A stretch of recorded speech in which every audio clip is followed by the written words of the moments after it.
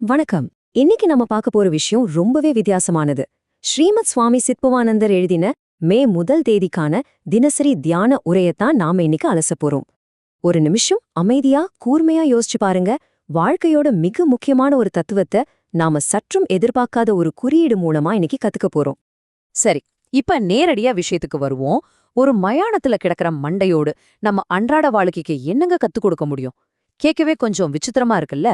பொதுவா நாம மயானத்தையோ இல்ல மரணத்தோட சின்னங்களையும் பார்த்தா அதை கடந்து போயிடணும்னு தான் நினைப்போம். ஆனா மரணத்தோட ஒரு சின்னம் மனிதனுக்கு எப்படி ஒரு மிகப்பெரிய விடுதலையும் வாழ்வோட ரகசியத்தையும் கத்துக் கொடுக்கும் அப்படிங்கறத இந்த உரை ரொம்ப தெளிவா விளக்குது. முதல் பகுதி மயானத்தில் மறைந்துள்ள பாடம். மூல நூலோட முதல் வரியே நம்மள அப்படியே திகைக்க வைக்குது. மான் பொருளே, மயானத்தில் கிடக்கும் மண்டையோடு எனக்கு நல்லறிவு புகட்டுவதாகுக. கவனிச்சிங்களா? நம்ம எதை முடிவோட அடையாளம்னு நினைக்கிறோமோ அங்கிருந்து தான் ஆசிரியர் ஞானத்தையே தேடுறார்.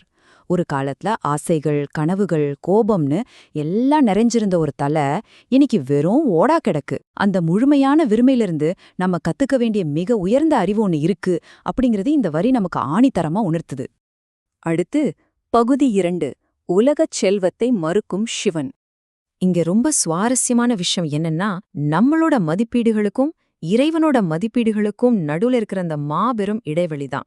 நாம இந்த மண்ணுலக வாழ்க்கையையும் இங்க சேர்க்கிற செல்வங்களையும் ரொம்ப பெருசா கொண்டாடுறோம். ஆனா மகாதேவன் இதுக்கெல்லாம் ஒரு துளி கூட மதிப்பு கொடுக்கறதில்ல. பொன் பொருள் மேல எந்த ஈர்ப்பும் இல்லாத அவர் ஒரு மண்டையோட்டை பாத்திரமா வச்சு அதுல பிச்சை எடுத்து சாப்பிடுறார். மனிதர்களோட பொருளாசையில இருந்து இறைவன் எவ்வளவு தள்ளி நிக்கிறார் அப்படிங்கறதையும், நம்ம உலகியல் பெருமைகள் எல்லாமே வெறும் மாய அப்படிங்கறதையும் இது சுட்டிக்காட்டுது. 3வது பகுதி ஆசைகளின் சுமை.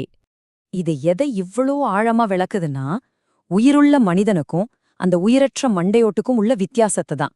மனிதன் தன் வாழ்நாள் முழுக்க இது வேணும், இது வேண்டாம் அப்படின்னு விருப்பு வெறுப்புகளுக்கு நடுவுல சிக்கி தவிக்கிறான். அதுவே அவனுக்கு பெரிய சுமையாயிடுது இல்லையா? ஆனா அந்த மண்டையோட்டை யோசிச்சு பாருங்க. ஒரு காலத்துல அதுக்கும் இந்த விருப்பு வெறுப்புகள் எல்லாம் இருந்துச்சு. ஆனா இப்ப எந்த விருப்பு வெறுப்பும் இல்லாத இறைவனோட கைகள்ல ஒரு கருவியா ரொம்ப அமைதியா சேவை செய்யுது. நம்மளோட அகந்த கொடுக்கிற சோர்வுக்கும் இறைப்பணியில கிடைக்கிற அமைதிக்கும் உள்ள வித்தியாசம் இதுதான். அடுத்தது பகுதி 4, இறைவனின் கருவியாக மாறுதல். இப்போ ஒரு முக்கியமான கட்டத்துக்கு வந்திருக்கோம். இந்த இடத்துல நம்ம புரிஞ்சுக்க வேண்டிய விஷயம், இந்த உரை உடலால் மடிவத பத்தி பேசல. மாறா ஆன்மீக மரணம் அப்படிங்கிற ஒரு உயர்ந்த நிலைய பத்தி பேசுது. ஆன்மீக மரணம்னா என்ன? நாம உயிரோட இருக்கும்போதே நம்மளோட சுயநல எண்ணங்களுக்கும் ஈகோவுக்கும் செத்து போறதுதான். நம்ம வாழ்க்கையை நாமே கட்டுப்படுத்துறோம் அப்படிங்கிற அந்த அகந்தைய விட்டுறதுதான் இதோட மைய கருத்து. இது எப்படி சாத்தியம்னு கேக்குறீங்களா? சுவாமி சித்பவானந்தர் இத ரொம்ப தெளிவான 3 படிகளா நமக்கு கொடுக்கறாரு. முதல் படி, உங்களை அந்த மண்டையோடு மாதிரி எந்த விருப்பு வெறுப்பும் இல்லாத நிலையில வச்சு ஆராயணும். 2வது, உங்களோட சொந்த சுயநலம் சார்ந்த விஷயங்களுக்கு செத்து விடணும். அதாவது பலனை எதிர்பார்த்து எதையும் செய்யக்கூடாது. 3வது ரொம்ப முக்கியம், உங்களை படைச்ச கடவுளோட கைகள்ல உங்களை ஒரு வெறும் கருவியா முழுமையா ஒப்படைச்சிடணும். ஒரு கருவிக்குன்னு எந்த சொந்த விருப்பமும் இருக்காது. அது இயக்குபவரோட கையில தான் இயங்கும். அதுபோல நாமும் மாறணும். கடைசி பகுதி 5, அப்பரின் சரணாகதி அழைப்பு. இப்ப தத்துவத்திலிருந்து உணர்வுபூர்வமான ஒரு பக்தி நிலைக்கு நம்ம மாறுவோம். அப்பர் பெருமானோட ஒரு புகழ்பெற்ற தேவார பாடல் இருக்கு. தலையே நீ வணங்காய், தலைமாலை தலை கணிந்து, தலையாலே பழிதேறும் தலைவனை தலையே நீ வணங்காய். கேட்கும்போதே சிலிர்க்க வைக்குதில்ல. மண்டையோடுகளோட மாலையை அணிஞ்சிட்டு மண்டையோட்டிலேயே பிச்சை எடுக்கிற அந்த தலைவனை ஓ என் தலையே நீ வணங்குவாயாக அப்படின்னு பாடுறார். அந்த கம்பீரமான காட்சியும் ஆழமான பக்தியும் நம்ம மனக்கண்ல அப்படியே விரியுது. இந்த பாடல் முந்திய தத்துவத்தோட எப்படி பொருந்துதுன்னு பாருங்க. இங்க தலைய வணங்குதல் அப்படிங்கிறது சும்மா உடலால் வணங்குறது மட்டும் இல்லங்க.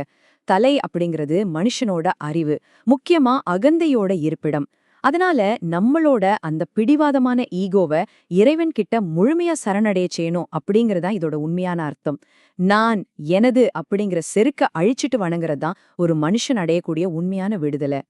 இறுதியா இந்த விளக்கத்தோட முடிவுல உங்களை யோசிக்க வைக்கிற ஒரு ஆழமான கேள்வியோட நான் நிறைவு செய்றேன். உங்க வாழ்க்கை உங்களோட சொந்த ஈகோவுக்கு சேவை செஞ்சுக்கிட்டு இருக்கா? இல்ல உங்கள் விருப்ப வெறுப்புகளை எல்லாம் விட்டுட்டு அந்த பரம்பொருளோட கைகள்ல ஒரு தூய்மையான கருவியா மாற நீங்க தயாரா இருக்கீங்களா? ஒரு சாதாரண மண்டையோடு நமக்கு இவ்வளவு பெரிய தத்துவத்தை கத்துக் கொடுக்குது அப்படிங்கிறது உண்மையிலேயே ஆச்சரியம் தானே? நீங்களே யோசிச்சு பாருங்க. மீண்டும் இதே மாதிரி ஒரு சிறப்பான விளக்கத்துல சந்திப்போம். சிந்திப்போம், தெளிவு பெறுவோம்.